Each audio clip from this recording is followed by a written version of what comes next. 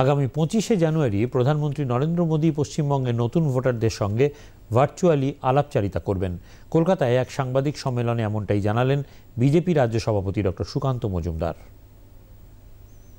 নব মতদাতা সংযুক্তিকরণ অভিযান, অর্থাৎ নতুন যারা ভোটার, ফার্স্ট টাইম ভোটার যাদেরকে আমরা ইংরেজিতে বলি, সেই ফার্স্ট টাইম ভোটারদের এনরোলমেন্টে গোটা বিশ্বের সবথেকে বড় অভিযান আজকে থেকে ভারতীয় জনতা পার্টি চালু করল। এর দায়িত্ব আমাদের 7টি মোর্চার অন্যতম মোর্চা, যুবকদেরকে নিয়ে যে মোর্চা কাজ করে সেই যুব মোর্চাকে দেয়া হয়েছে।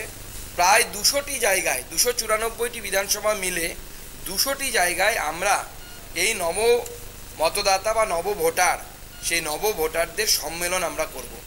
সেই সম্মেলনকে মাননীয় 25 তারিখ মাননীয় প্রধানমন্ত্রী শ্রী নরেন্দ্র মোদী আগামী 25 তারিখ তাকে ভার্চুয়ালি গোটা দেশে প্রায় 50 লাখ ফার্স্ট টাইম ভোটার যারা, তাদেরকে একসাথে তিনি সম্বোধন করবেন।